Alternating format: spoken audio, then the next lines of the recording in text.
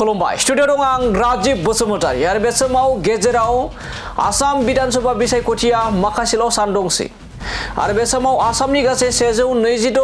विधानसभा बियाबजों लोगोसे जोंनि बिटिसि ओनसोलाव गासै मोन 15 विधानसभा बियाब दं आरो बिटिसिनि बे मोन 15 बियाबा सोरनि आखायाव थांगोन आरो बे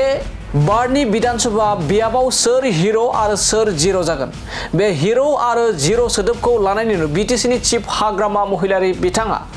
बाथ्रा बुंथिदों बिथाङा गोबां बिसायख'थिनि सिगां गोबां बाथ्रा बुङो थिग बेबायदिनो आरोबाव बुंबावदों प्रमोद बर'नि सायाव एबा इउपिपिएल राजखान्थि दोलोनि सायाव इउपिपिएल राजखान्थि दोलोआ बे समाव जिरो जागोन आरो बिपिएफआ विधानसभा बियाबाव हिरो जागोन नंगौ बिपिएफआ हिरो आरो इउपिपिएलआ जिरो बे बाथ्राखौ बुंथिदों विधानसभा बिसायख'थियाव बिपिएफआ हिरो जागोन आरो इउपिपिएलआ जिरो जागोन होननानै बाथ्रा बुंथिदों बिटिसिनि चिफ हाग्रामा महिलारि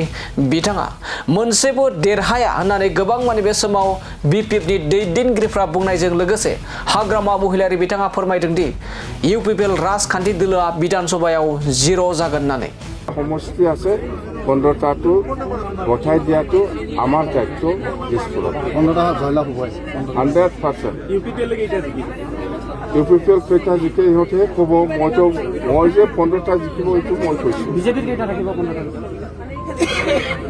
এনডিএ বুলি কৈছে মই এনডিএ বুলি কৈছে দেই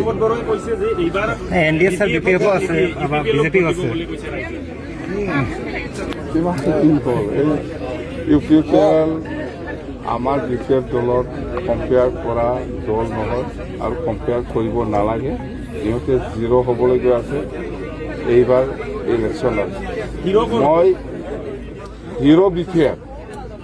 হিৰোটো বিপিএফ আৰু ইউপিপিএলটো জিৰো আৰু এইবাৰ ইলেকশ্যনত চাওক কোনফালে বেছি আছে